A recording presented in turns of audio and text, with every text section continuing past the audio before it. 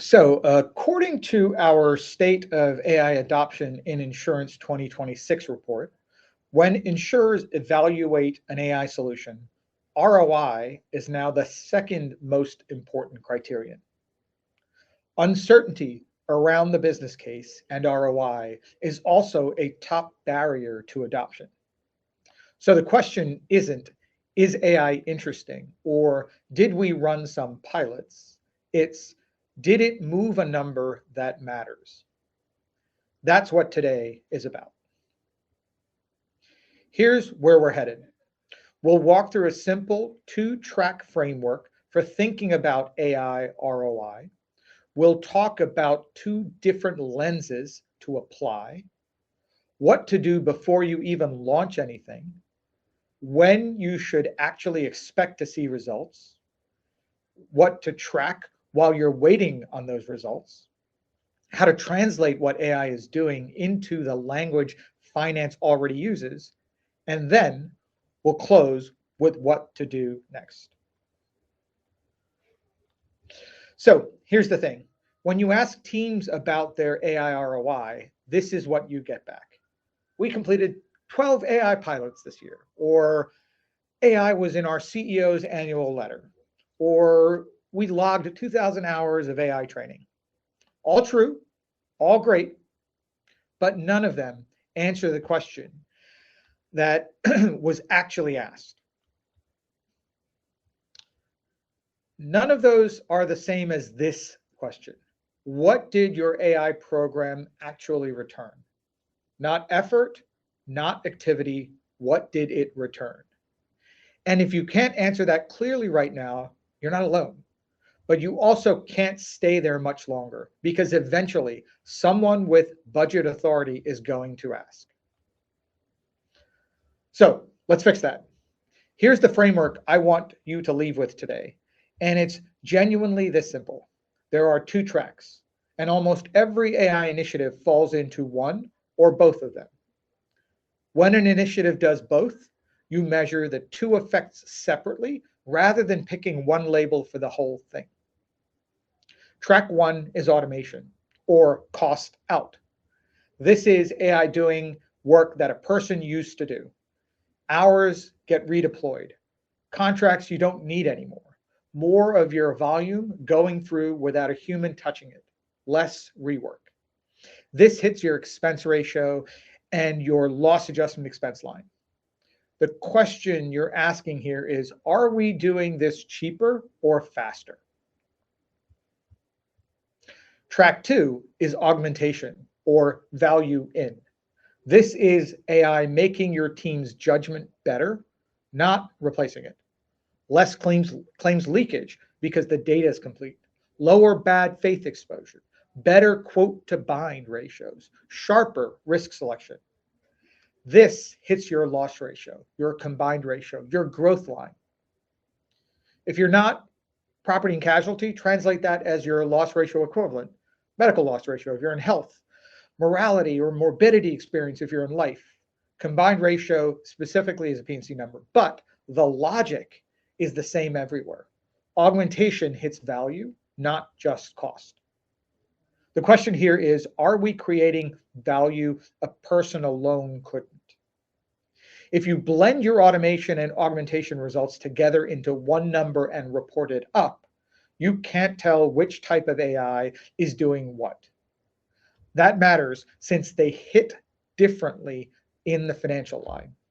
So if you say our AI saved us $2 million without separating which track it came from, nobody can verify it. Nobody can build on it. And when leadership asks a follow-up question, you might not be able to answer it. So let's stay on automation for a second, because this is usually the easier and faster one to prove. Think about straight-through processing, claims, submissions, policy documents handled start to finish with no one touching them, hands-free essentially, or with very light touch. Think about cycle time and handling costs coming down because your adjusters and your underwriters spend less time per file. Think about document intake, mail, first notice of loss, invoices getting read and routed automatically. The common thread in each of those is that AI is taking on the volume. The work that's document heavy, rules based, and doesn't necessarily need a human's judgment. Here's what that looks like in real numbers. A regional property and casualty carrier processes 14,000 claims invoices a year. The average handling cost is $15 for each invoice. Automate 90% of that, and you've taken out about $204 a year out of your loss adjustment expense without having to hire anyone or, frankly, lose anyone. We've seen this directly. Eastern Alliance took claims indexing from 5 days down to under an hour and saved more than 22,000 hours doing it. A Fortune 500 carrier recently hit 99% straight through on claims acknowledgments and saw a 246% return in ROI in 6 months. Now, the second track, augmentation. This one's less about speed and much more about quality of decision, substance. Take claims leakage reduction. When your data is complete and structured, you catch payment errors and coverage gaps that a manual review likely will miss, things that would otherwise slip through. Or think about bad faith exposure. Accurate, time-stamped documentation lowers your litigation risk, and it lowers your reserve exposure on the complicated claims, the ones where a dispute could otherwise drag on. And then there's risk selection and quote to bind. Cleaner submission data means sharper underwriting calls, and faster turnaround means you're winning more of the business you actually want, instead of losing it to whoever got the quote out fastest. The idea here isn't that AI is doing the thinking of your team. It's actually sharpening the judgment of your team, the judgment that they're already applying. They're the ones making the call. AI is just making sure they're making it with the best information possible. Let's look at an example. A commercial lines carrier recently ran claim to policy comparison against 40 million in annual payments. AI surfaced 2.4% in billing errors and coverage gaps. That's roughly $960,000 a year in reduced leakage. Another example, an enterprise carrier avoided 1.3 million in cost through better document classification and indexing, not by processing faster, but by catching what would have otherwise gone through incorrectly. So augmentation is the harder story to tell in a boardroom, but it's often the bigger number. All right.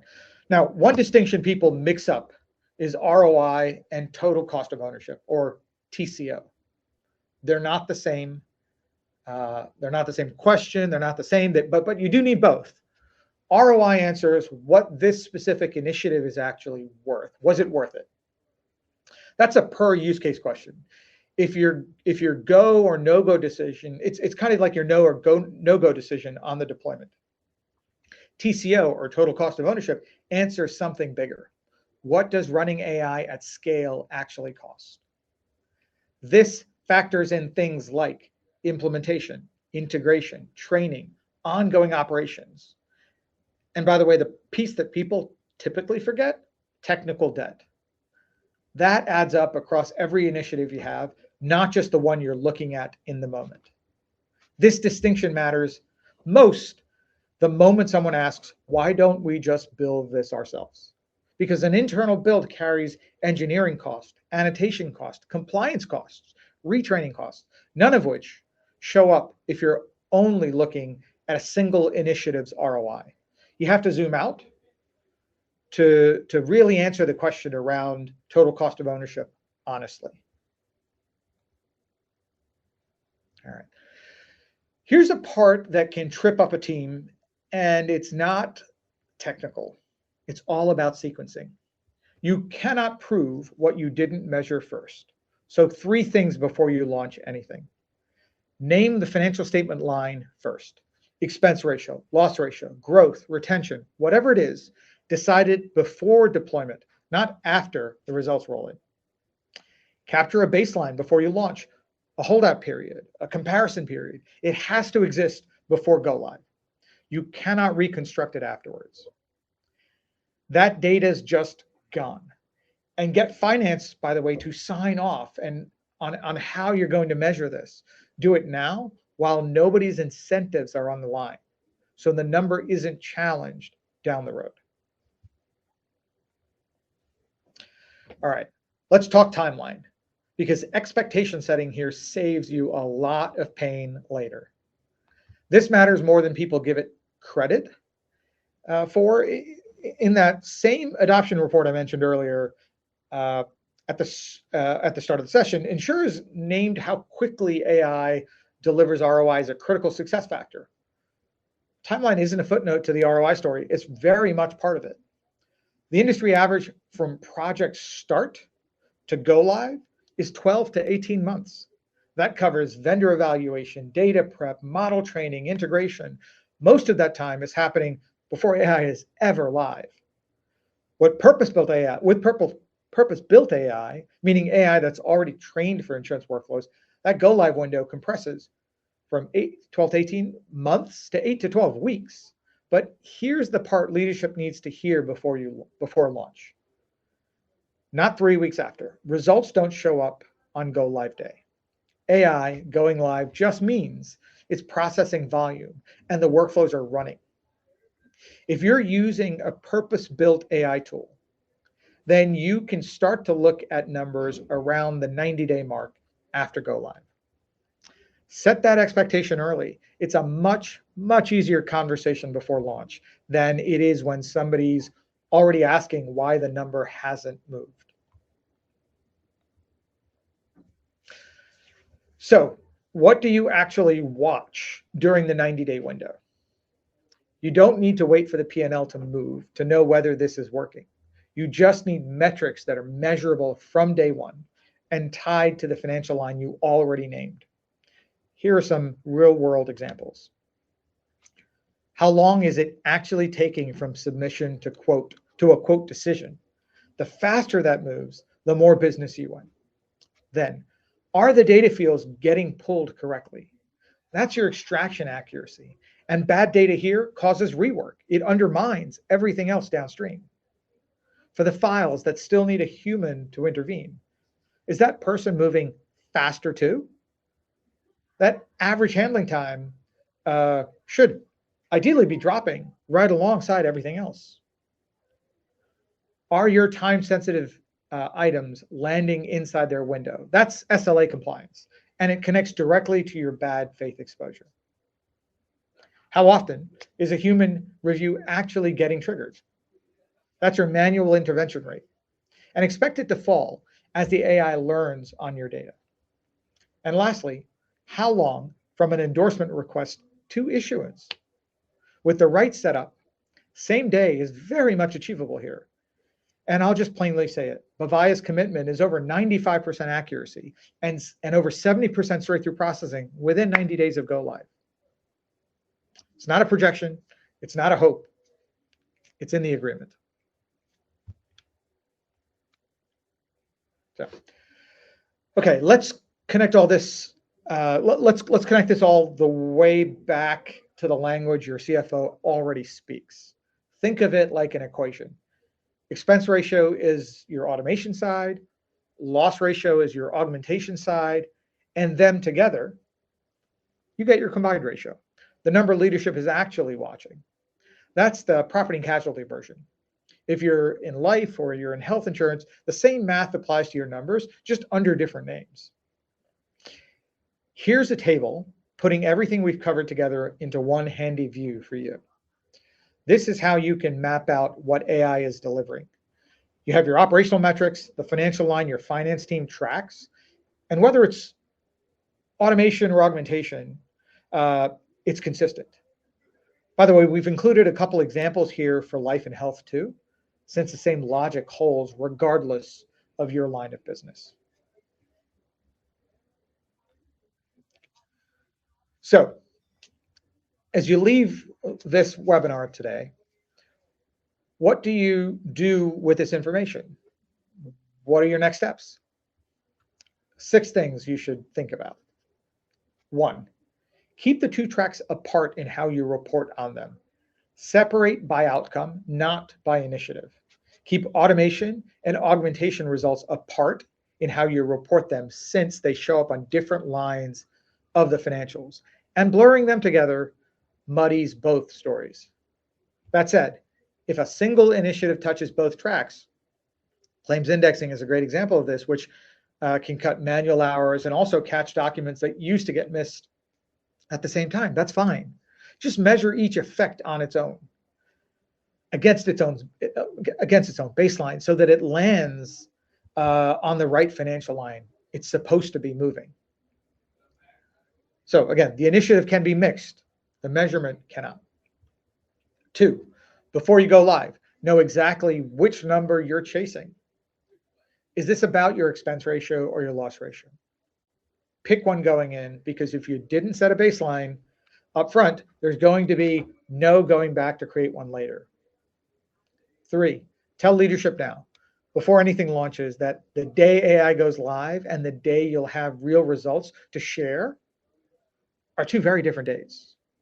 Get that expectation set early so nobody gets caught off guard. 4, loop finance in before you have a single result to point to. Hash out how you'll actually measure this while it's still a hypothetical. That conversation and that convention goes a lot smoother before there's a real number people will start to argue about. 5, from the moment you go live, know what you're watching: straight through processing rate, extraction accuracy, handling time, SLA compliance. Those are the early signals that will tell you it's working. And frankly, will surface themselves well before the financial results catch up and confirm it. 6, take whatever results you've already got and run them through the translation table we covered on the last slide. So every single one lands on the financial line it's actually supposed to move. Nothing should be left dangling or unconnected to a number that matters. All right. Thanks so much for spending this time with us. I know everyone's calendars are packed, so I appreciate it. Thanks again, everyone. Jill, I'll hand it back to you for any questions we might have. Thanks, Chaz. That was great. We hope this helps you get to the answer of what your AI program returns and how to show those numbers with confidence. And before we move into our Q&A, I'd like to invite you to check out the many other sessions available on demand.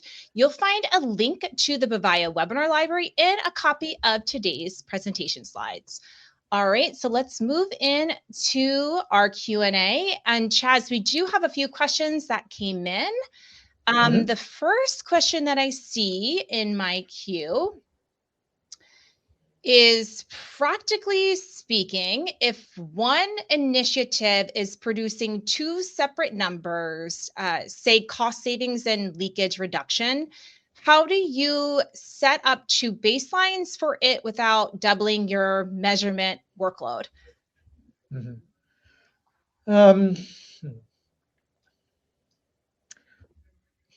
Let me start by saying it's probably less work than it sounds like. Certainly the way I'm going to explain it, I promise it's less work than that, because you're not really running 2 separate measurement projects. You're just trying to capture 2 different things during that baselining period, before you launch. A real world example with our customers, take claims indexing. Before you go live, you track 2 numbers over the same window: average handling time per claim or per document, which is your automation baseline, and then your current mistake rate or error rate. How much you're missing or misclassifying, which is your augmentation baseline. Again, same time period, same file sample, same effort to pull the data. So you're not really doubling the work. You're just not stopping at the first number you find. Now, once you're live, you compare each one against its own baseline. If handling time is dropping, say from, 12 minutes to 4 minutes, that's your automation number.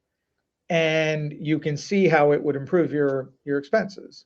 If the error rates are dropping from, say, 3% to 0.5%, That's your augmentation number, and you can see how it's improving your loss ratio, for example. So 2 results, 1 initiative, and each one is defensible on its own because you know exactly what it's being measured against.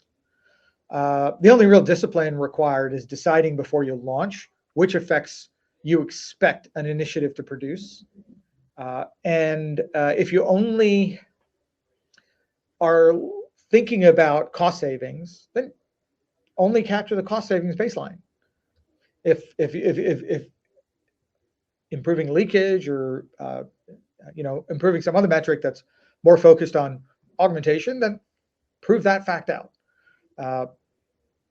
There are clearly opportunities to affect both and both upfront. So capture both baselines, frankly, because it's not unusual for there to be quite a few use cases that fall into both spaces. Awesome. All right, Chaz, the next question I see is, what if you're already live and never captured a baseline before launch? Is that number just gone, or is there a way to recover it? So this isn't unusual and something we try to help our customers stay ahead of, meaning get to before go live. Look, the honest answer is you can't get back the number you didn't capture, right? There's no reconstructing what your handling time or leakage rate looked like 6 months ago if nobody was tracking it to begin with. But that doesn't mean you're stuck with nothing. It means you shift from a before and after comparison to a right now comparison. And here's what that would look like. Instead of comparing today against a baseline you don't have, you build a control group today. So pick a subset of your work that is still being handled the old way. Maybe it's a region, or maybe it's a particular line of business, or maybe it's just one team that has yet to be onboarded with the new way of working. Run those in parallel with the AI against the same volume or similar volume within a predefined window of time, 30 days, 60 days, 90 days, for example, because that will give you a real comparison that you can start to measure against instead of trying to recreate something that may never have existed to begin with. Now, if you genuinely can't run something in parallel, it's not uncommon for people to turn the AI onto everything all at once. Then I think the best opportunity there is to fall back to external benchmarks. Industry averages for handling time or leakage rates aren't as precise as your own, of course, but they're not wildly off that you couldn't use them as a defensible reference point instead of just asserting a number with nothing behind it. The bigger point, I suppose, here is don't let this be the reason your next initiative repeats the mistake. Whatever you're rolling out next, capture the baselines before it launches, even if it's imperfect, even if it's just for 2 weeks of data. It just has to represent what's happening in your real environment. An imperfect baseline still beats no baseline every time. And it's a lot cheaper to grab now than to try to manufacture it later. Awesome. I think we have time, Chaz, for one more question. Okay, so a lot of this depends on finance agreeing with how we measure. Any advice on getting them aligned?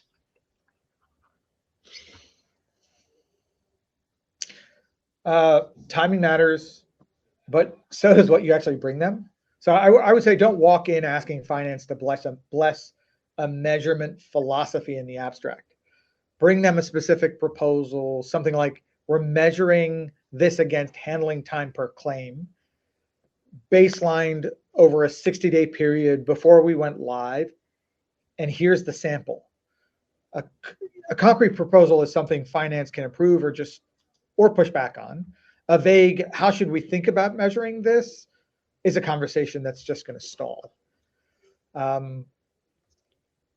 It also helps to bring the right person. So not just any finance contact, you want whoever owns the number downstream, the person who actually will be asked to defend the ROI, defend the measurement in a leadership setting. And it's important, I suppose, in that sense, for it to be someone who's not one or two steps removed from the work, right? So if it's I don't know, if it's an underwriting initiative, it's not uncommon for that underwriting line of business, if not that team, to have a finance counterpart. And it's really that individual that you want to engage with in this exercise. And look, if you get any pushback on your proposed baseline or methodology, it's a great outcome, believe it or not. It's not a setback. It's good to have the disagreement while it's hypothetical. It's good to evaluate the right balance because it has to be measurable. It has to be seen in the numbers. And frankly, your reputation, their reputation is attached to it. So you want to get it right. And getting your finance team to pressure test your measurement approach and methodology up front, they'll become your biggest defenders. And sooner or later, that's going to be critical in affording you the opportunity to go after the next thing and the next thing and the next thing. Fantastic. All right, we are going to wrap up here. We really appreciate you making time to join us today. And for any questions we didn't have time to cover, we'll reach out to you after the session. And also feel free to email us any questions you think of later at resources@bevaya.ai. And as a reminder, we'll share a recording of today's session by tomorrow afternoon. And we can't wait to see you again soon. Have a great rest of your day.